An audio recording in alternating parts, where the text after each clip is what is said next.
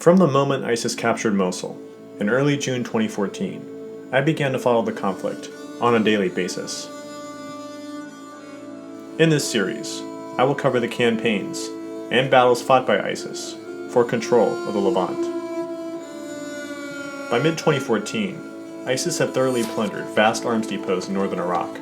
Harnessing this newfound firepower, their fighters conquered large parts of northeastern Syria. Within a few weeks, nearly all rebel forces in the area either joined ISIS or moved west to the provinces of Aleppo and Idlib. Following this victory, they launched an offensive against a number of government army bases. Over the course of several weeks, the 17th Division in Raqqa City, followed by the 93rd Brigade to the north, and the 121st Artillery Regiment in Tabqa Province, were completely overrun. Army units around Tabqa City pushed back and managed to retake several villages to the south, but the 121st Artillery Regiment remained under ISIS control. With almost all of Raqqa Province under their sway, they began massing troops near the Tabqa Airbase in early August. Several hit-and-run attacks were launched against checkpoints outside the base, likely probing for weakness. The Syrian army responded with a number of airstrikes, apparently receiving intelligence on ISIS troop movements from US spy drones. The airstrikes killed dozens of fighters and at least 8 civilians.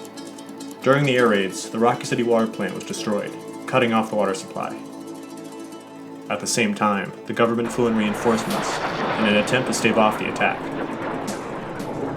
Next, a string of villages close to Lake Assad fell to ISIS fighters, further tightening the noose around the beleaguered garrison.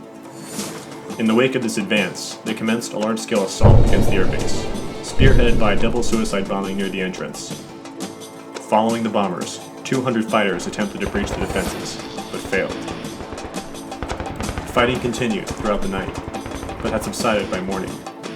In the afternoon, a fresh assault was carried out, and again repulsed with heavy casualties. ISIS further tightened the siege by capturing the Al-Tayr checkpoint. As night fell, more reinforcements moved in from Tabqa, and another assault was launched, following a suicide bomber detonating at the main gate. This attack failed, and the Syrian army managed to re-establish control of the road to Salamiyah, thus partly lifting the siege of the airbase. ISIS fighters had suffered heavy losses, but for the Syrian army, the situation had become untenable, as continuous assaults had taken their toll on the defenders, and the position was isolated and difficult to defend and resupply without heavy air support.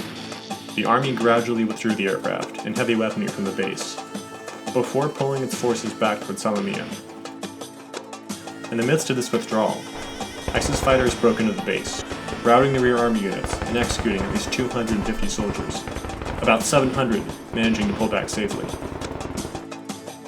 The capture of the strategic position weakened Syrian air power, and the supply line between Aleppo and Hama became vulnerable. ISIS used this victory to consolidate its control over territory stretching from Lake Assad to Deir ez-Zor city. In Part 2, I will cover their next offensive against the Kurds, in a city that will always be remembered for the heroic fighters who defended it. That city is called Kobani. If you found this video helpful, please subscribe in order to support this channel. Thank you.